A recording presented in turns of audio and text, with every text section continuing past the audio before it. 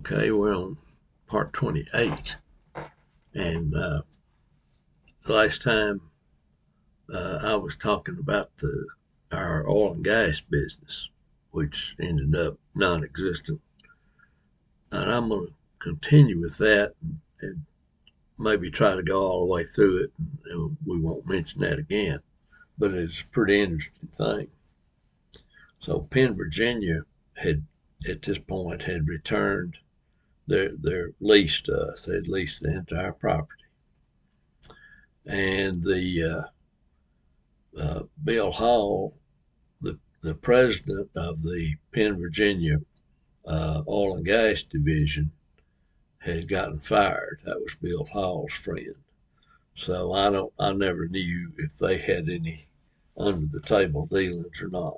I wouldn't be surprised, but nothing came of it because no money was ever produced in that particular venture. And Penn, Virginia backed off and gave up the whatever prospects they had in Harlan County. And I don't think they had anything else going on. So at any rate, so that was in around 1989 or so. The deal started at about the time that Bill Hall that he was coming under pressure from our company, and so we did the deal, and then Bill had sort of dropped out. We continued on with it, and the drilling and exploration work took place, I'm going to say, in probably 89, 90, somewhere in there. And so we got the lease back, and that was the end of that.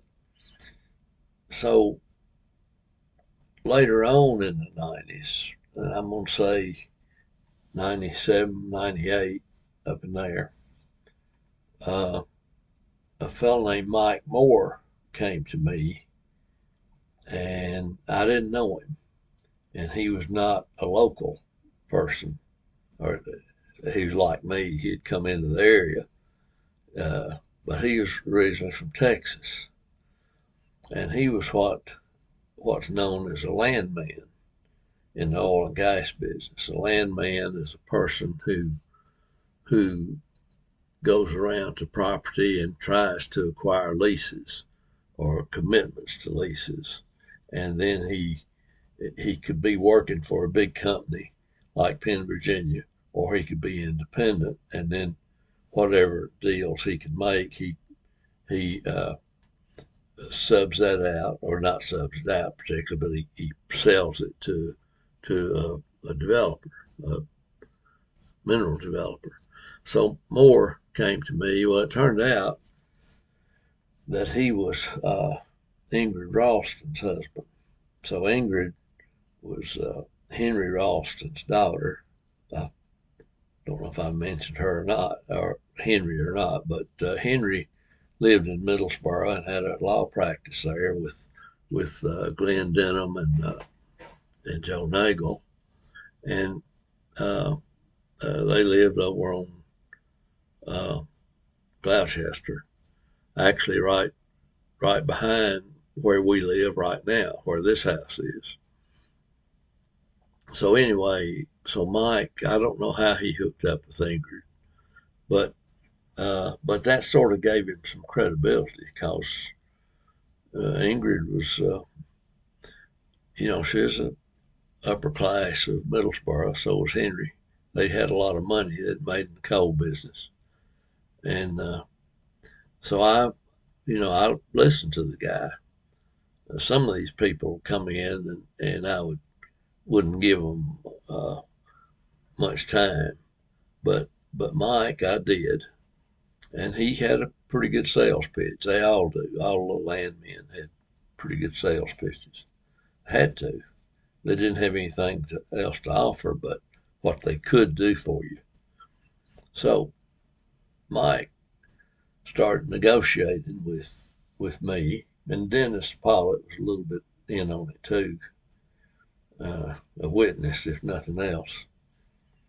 and so we talked and talked, and we kind of reached a tentative agreement, similar to the original Penn Virginia agreement. That was the only other oil and gas agreement I'd ever been in on. And so we were getting down to it. And he said, I was questioning him on if he was, excuse me, if he was working for somebody. Uh, and he said, no, he was, uh, that's not what he said.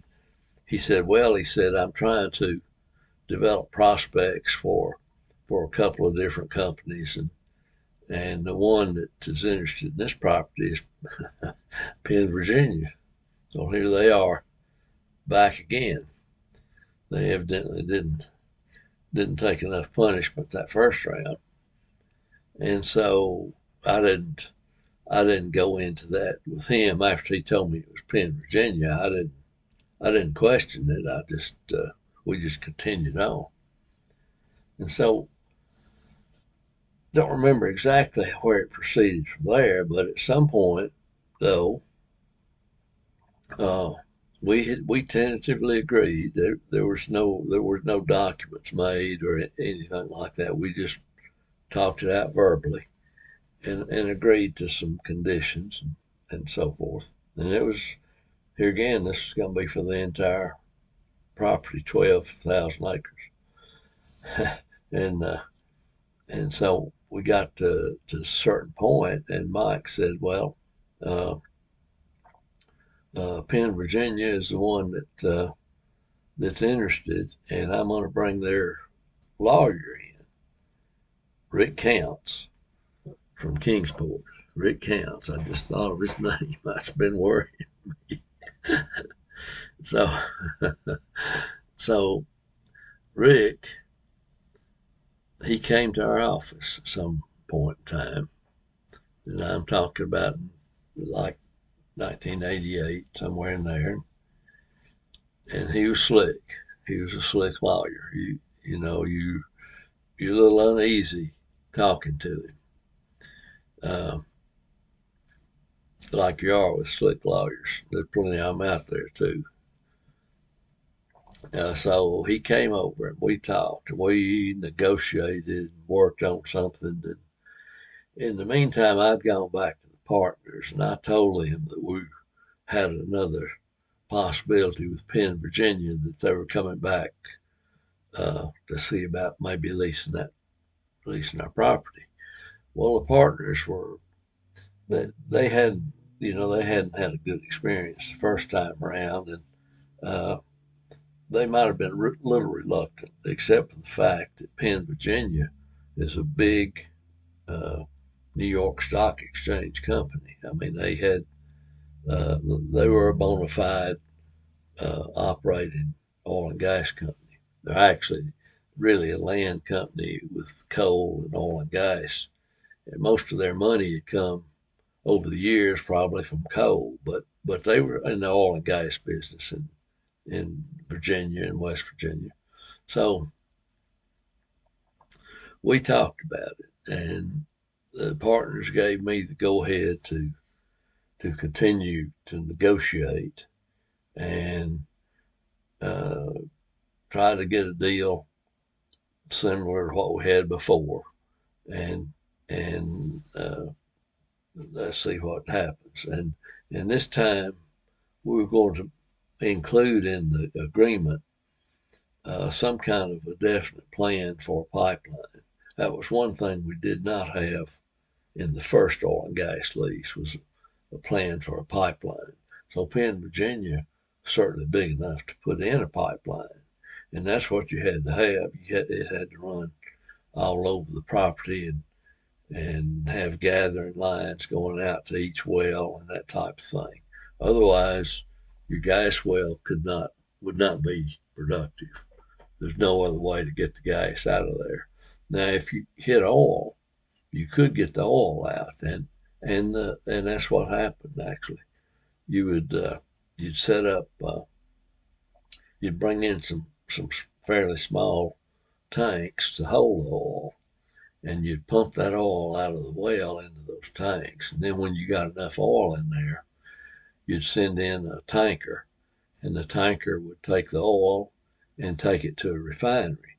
And the closest refinery to us was at Somerset. I think it was Somerset. Maybe that was the name of it, Somerset Refinery. That's where all the raw oil went. And I don't know what products they produced out of that, but that was a way to cash in on the oil. So you'd get, as soon as you sold it or took it to Somerset, then you'd be paid for it, as opposed to the gas. And you didn't have anywhere to go with the gas. You couldn't produce it until you had a line. Anyway, so we were going to require them to put in a, a pipeline at some point in time, and I forget what the specifications were to it. Uh, I've still got that oil and gas lease out in my storage building, so you can look through that anytime you want to. it's a it's something else. But our we negotiated 15% royalty, which was better than the 12.5% they're always trying to push off on us. And then we had another provision for additional royalties if something happened. I can't remember exactly what it was, but it was just another little gimme that we had. And uh, so we had a decent lease, I think.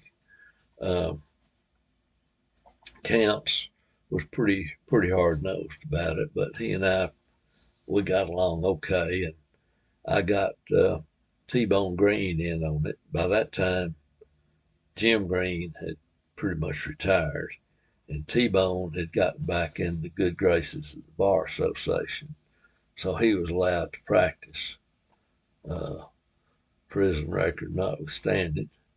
And so I got him on it. And he was not particularly an oil and gas man, but he was sharp enough to figure it out. So we worked and worked on that thing. I don't know. I would say we worked on that lease, getting the lease negotiated probably for 6 or 8 months, maybe not. Yeah, I'd say it was 6 or 8 months. And there's a lawyer that worked for Rick Counts, Elizabeth McClanahan. So Elizabeth was a real straight shooter compared to Counts. I don't know how she ever got hooked up with him, but she had originally worked for Penn Virginia directly, and Counts had his own law firm, and she left Penn Virginia and went with him as one of his partners. But I don't think he treated her like a partner. She told me one time, uh, she said that Counts, they were going to a bar convention, I think in Las Vegas, and so he was going. Elizabeth was not. I guess he was not allowing her to go, but he got her. He told her he needed her to get rooms and arrange for his family to go to this convention, and uh, he said also I needed another room on a different floor. And she says, well, so who will that be for? And he said, well, that'll be for so and so, which was his girlfriend. So he was taking his wife and his kids to this convention, and he was also taking his girlfriend. So that didn't set too well with Elizabeth getting pulled in on his dealings like that. And not too long after that, she left. She left him and went with uh, another law firm there in Abington. That's where they were, where Penn, Virginia was. Actually, well, I guess they were set up in Kingsport, but they were offices in Abington too. And so, uh, and actually, I hired Elizabeth to do some legal work for us during all this process. It kind of a convoluted thing, but so anyway, we got this agreement done, and the partners went over it such as they would, but they all agreed to it, and I think I got T-Bone to talk to them about it, and so they went along with it. Penn, Virginia set up a drilling plan and came back in and started drilling some new wells. And so they didn't go back to Elkhorn. They had all they wanted of that. But they did go to Gray's Knob, which is where Clyde Bennett has the coal leases. And Gray's Knob was pretty rough. The terrain was rough. Well, all of the terrain was rough, all our property, I guess. But they went to Gray's Knob and they put down 2 or 3 wells, and boy, they put them down. I mean, they got with it, and uh, at that time they hadn't started with the pipeline, but they were getting ready to. And so oh, wait a minute, one other thing. Let me throw back in here. Uh, when we were doing this lease, we got into the situation where we got 400 acres at Lenaroo that's owned by us 50% and by the K-Woods 50%. So I had to get Farno in on it. The same kind of thing happened. Penn, Virginia, they wanted all of that and they didn't want any problems with it. So I got Farno in on it. Well, he's tickled to death because they didn't have any oil and gas going in that particular time, and so we got that worked out. And he took the same lease terms that we had, although they had a separate document for the K-Woods, but it was the same terms.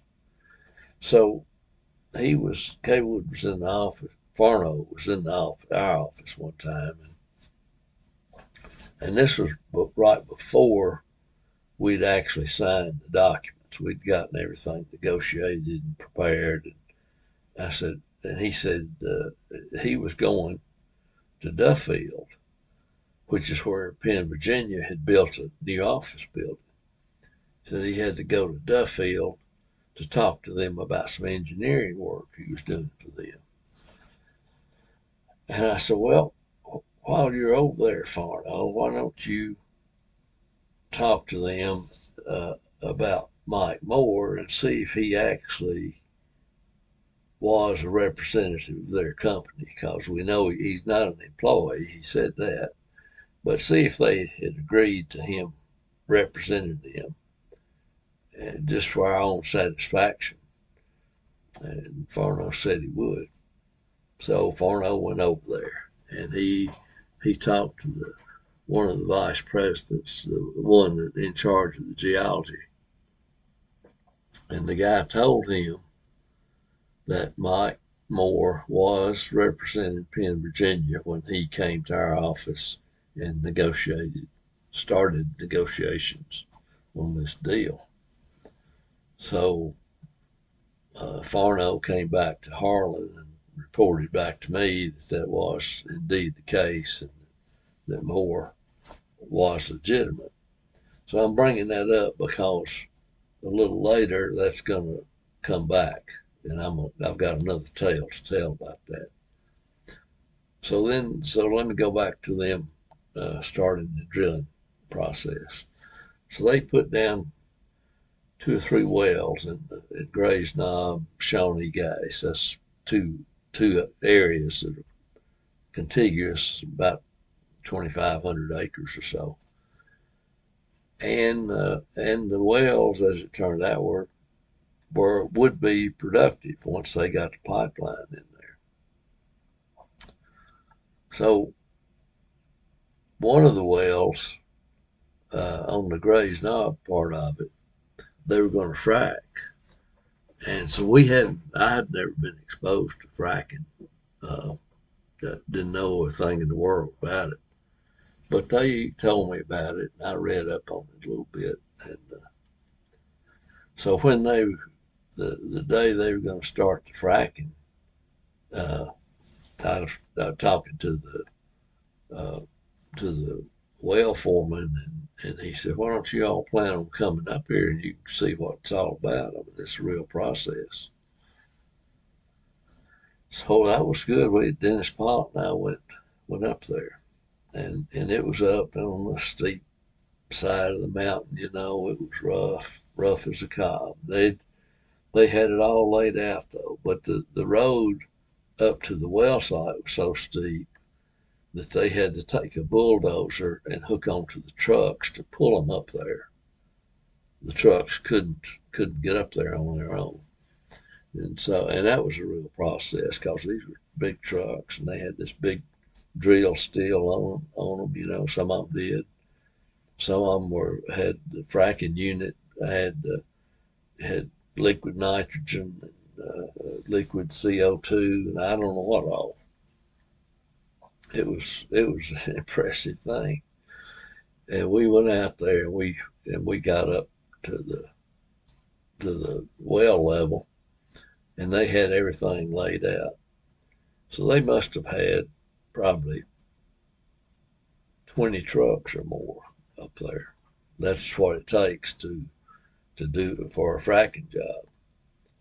And those trucks were they were very complicated, except for the drill steel truck, which is just a flatbed with uh, lengths of steel pipe, 30-foot lengths of steel pipe, which is what goes down into the hole, and they're threaded on one end or on both ends, really, and they come together, and you push them down and put another one on here and do it. That's the way the system works. Anyway, uh, so they had all of these trucks up there, and the liquid nitrogen, liquid CO2, and condensate coming off them, you know, and it looked like something out of a space movie. It really did. And it got even worse because they all had to wear fireproof clothing once they got started. And it was scary. So Dennis and I didn't do that. We went into the control building, which was a trailer, but the trailer had more instrumentation in it than a commercial airliner. I mean, it was, they had TV screens all around the walls and gauges, and it was fantastic. I should have taken some photographs of it, but we didn't. I don't think I had a cell phone at that time. But so anyway, we got in that building, so we didn't have to have any of those space suits like those guys did. So they had the first thing they did. They had the safety meeting. That's where all the men come in, and the well manager gives them a talk on safety. And so we went out and stood around while they were doing that. So here you've got probably there were probably 30 men out there standing around, and they're all in these yellow uh, fireproof suits, these helmets. They didn't have those on, but they put them on. They covered their whole head and neck, and so the manager, we didn't know what was going on. We just watching. He told them, gave them some instruction. This is going to happen. That's going to happen. And then he got to the point, he said, if there's an explosion, then group one, you go in this direction toward that tree. Group two, you go down the mountain on the road. Group three, and I'm giving these guys instruction on where they were supposed to run if there's an explosion and fire, which evidently that happens because they had a plan for it. It was pretty scary. I'm thinking, well, where am I going to run? I mean, I'm going to be in that control building, but heck, if that thing, it might get destroyed in an explosion or burned up in the fire, me with it. So they started the fracking operation, and it sort of I mean, we didn't really know what they were doing, but we could see on the screen what the operation looked like, and they were essentially going to the well, which was already drilled, and the well casing was already gone down to the pay level, and uh, and they started pumping different things into the well, and these were pressure high. This was a really high pressure thing. I'm talking about 15,000 pounds per square inch, which is a lot. You take the tire on your car is about 30 pounds per square inch. This is 15,000 pounds per square inch, and that's the chemicals, the nitrogen and the CO2 and water, and I don't know what all they put down the well. They started pumping that stuff in there, and pretty soon it would overflow, and they'd do this and that and cap it and open it up, and then it would calm down a little bit, and they'd run something else in there, do the same thing, and they just kept doing that. So I don't know exactly how successful that fracking job was, but and the well depth. Let me see if I can remember that. I think the well depth was about 5,000 feet, which would mean it would be going down 3,000 feet below drainage level. That is below the level of Martin's Fork. Uh, so uh, anyway, they did that fracking. That was the only fracking I ever saw. I think that was all the only well they fracked at that time. They were planning on coming back and fracking all of them if they thought production was going to justify it. But that's a very expensive process. That fracking was can't remember the number on it, but it was like $300,000 to frack one well. So that was a pretty interesting experience. I wish I'd gotten more exposure to that to where I knew more about it, but I didn't.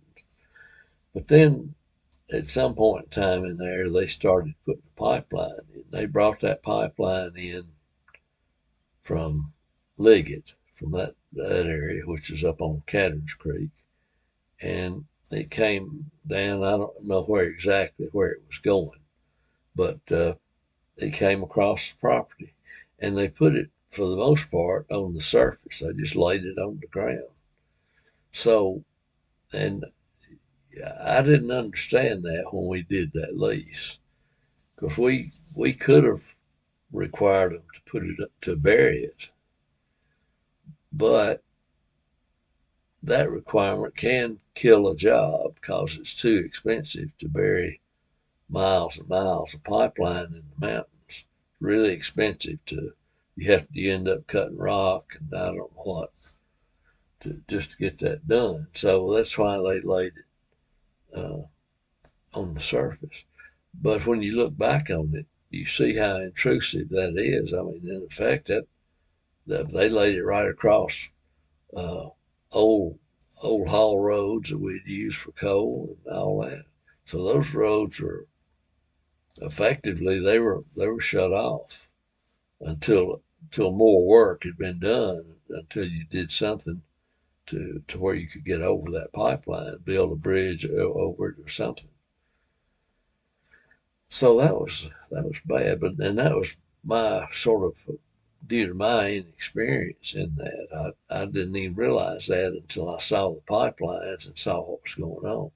They did have to bury the pipelines in some places, and I think we did have a provision for burying it under active roads or something like that. And they did have to do that. So that was okay, but boy, that was quite a quite a thing. So they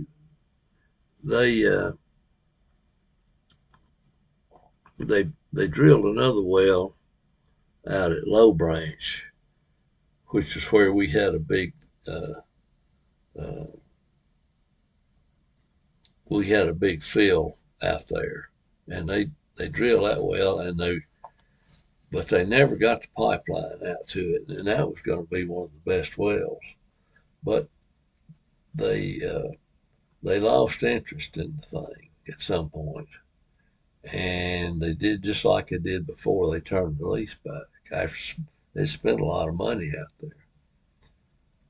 So the next thing that happened, an outfit called Evan Energy turned up, and they sounded a little suspicious to me. I didn't know anything about them, but it turned out that they were part of A.T. Massey. And Evan was actually Evan Massey, who's the grandson of A.T. Massey. And, and so he was in charge of the thing. I never met him. But we did another deal with Evan Energy. And it's very similar. And they did some drilling. And they didn't get they didn't go to our wells and get anything out of them at that point in time. But they did put a compressor station in at the foot of Cumberland Mountain, just over the mountain for Black Star. And so that was off of our property. But the compressor station was collecting gas from, I guess, from the Black Star area and Brownish Creek. There were some productive wells along there. And they put a pipeline over Cumberland Mountain, which was a heck of a project, man. And they were talking about if they could get the production out of our wells, they'd have enough gas to justify running that pipeline to Knoxville. They were going to run it under Norris Lake. So uh, they did run the line down to Harrogate, and they got a contract with LMU, and they had enough gas in the line to supply LMU, and maybe a couple of little plants down there, maybe a mobile home plant or something like that. But they didn't really have enough to make it a viable thing. It needed an influx of money to develop everything and get it going, and they were just uh, it just wasn't quite working right. But they did they uh, they essentially retailed that gas to LMU, and I don't know if they're still doing that or not, because this was 30 years ago, so I don't know whatever happened there. But they did that was something that actually happened. And but what did never did happen, as far as I know, is there was never any gas production off the Hall property, even though we had the wells, and to some extent we had pipelines within reach. But there were never any gathering lines to the wells set up, so um, so that never happened. One source of gas I'll mention because it'll come up later, much later in all of this, was off of the Kentucky West Virginia property at Path Fork, and they had 5 or 6 producing wells that were really knocking it out, and they tied into this line at Black Star, which went over to the compressor station, and then went over Cumberland Mountain. So I guess I don't know that I've got much more to say on that. Maybe that was kind of boring. I don't know. It's kind of bored me really. It didn't have anything other than just some factual stuff, but I might think of some other things there that'll come up. So I'm gonna leave the oil and gas thing and for Hall Land and Mining, just leave it where it is. There's nothing further to really go into there. Let me see if I've got some of my notes. So at this point in time, the Hall money flow had trickled down to virtually nothing. Clyde Bennett had pretty much stopped mining and on the Grays Knob property, and nobody was up at Mary Helen doing anything. Pankey had played out, and Rapoka never attempted to mine after they bought into it. So, and we didn't have any other even small operators going at that time. And then the oil and gas didn't work. So the one thing we did have was logging, and we had several loggers on the property. That was our only source. So they weren't producing enough to cover any kind of significant distributions like the partners were used to. So we tapped into our reserves when we needed to. We didn't always need to. Sometimes there was enough cash flow to satisfy everybody, but we still had ongoing expenses. I mean, we still had the my salary and Dennis's and the office overhead and insurance and taxes, the whole thing, and that amounted to a good little bit.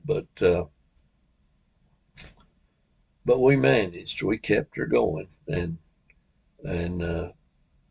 I think things worked out generally to everybody's satisfaction. We I want to continue on with the Bill Hall thing because actually in time wise I've kind of bypassed where we were with Bill, but I think I'm going to leave that for next time, and I'll come back to that, and we'll talk to you then.